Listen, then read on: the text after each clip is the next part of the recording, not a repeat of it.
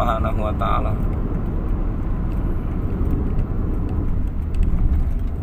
Di dalam pekerjaan kita, dalam bisnis kita, dalam sawah ladang pertanian kita, dalam apapun aktivitas kita di kehidupan sehari-hari, kita membesarkan Allah, mengagungkan Allah Subhanahu wa ta'ala. Alhamdulillah, nahmaduhu wa nusalli ala rasulihil karim. Amma ba'd. Salat adalah perintah yang paling utama, yang paling afdol dan prioritas dalam Islam, sehingga dikatakan as-salatu imanuddin. Salat itu tiangnya agama. Maka dalam salat ini maksud dan tujuannya kita melaksanakan daripada salat hari ini adalah bagaimana wujud sifat-sifat salat dalam kehidupan kita sehari-hari. Wujud sifat-sifat salat dalam kehidupan kita sehari-hari. Jadi dalam salat kita bertakbir mengagungkan Allah, membesarkan Allah Subhanahu wa ta'ala. Maka dalam kehidupan kita sehari-hari kita pun bertakbir mengagungkan Allah, membesarkan Allah Subhanahu wa ta'ala.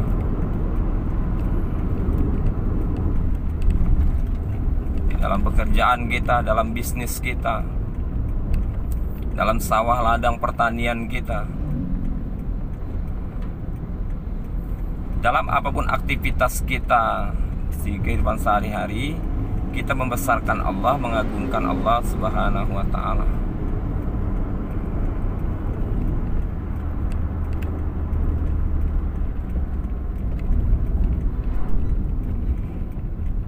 Kemudian di dalam sholat kita membaca Al-Quran.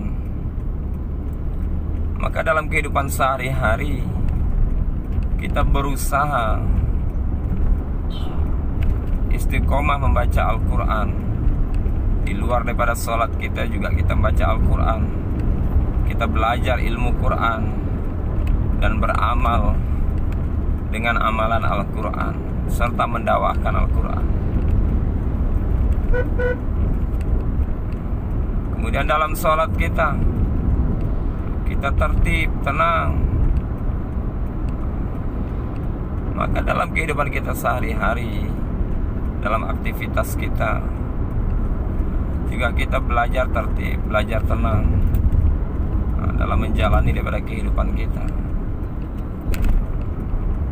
Tertib kapan kita waktunya istirahat, tertib kapan kita waktunya untuk keluarga, kapan kita waktunya untuk mengurus daripada keduniaan kita. Semua kita tertibkan. Kemudian kita juga tenang.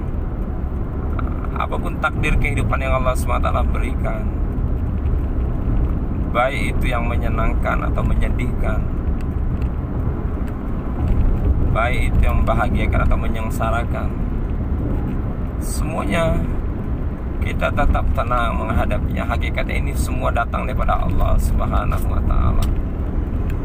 Semua hakikatnya datang daripada Allah Subhanahu wa ta'ala. Tidak datang dengan sendirinya. Kemudian di dalam Quran, di dalam sholat kita ini berzikir, ingat pada Allah Subhanahu wa ta'ala.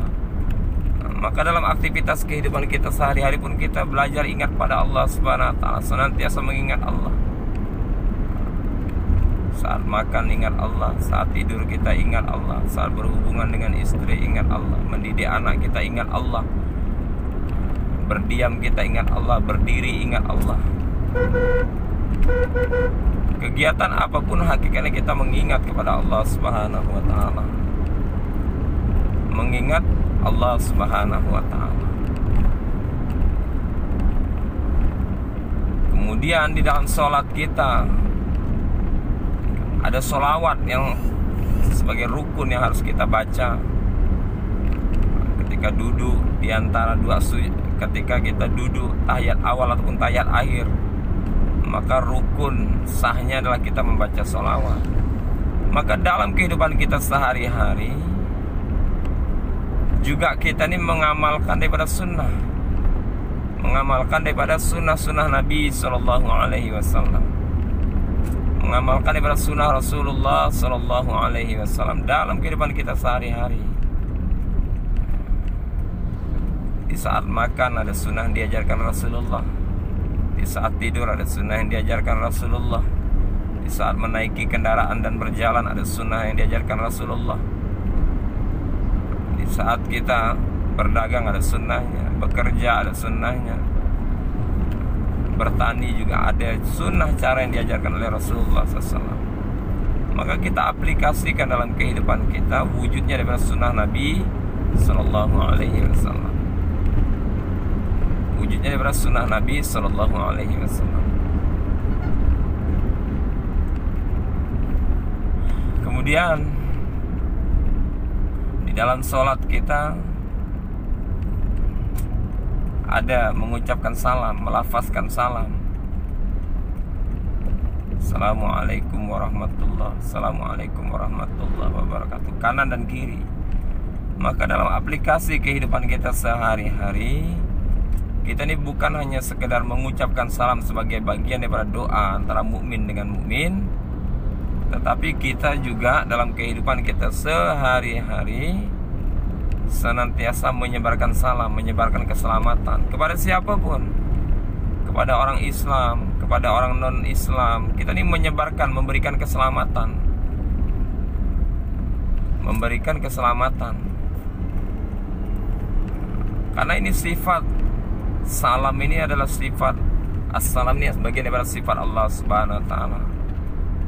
Allah ini yang memberikan keselamatan.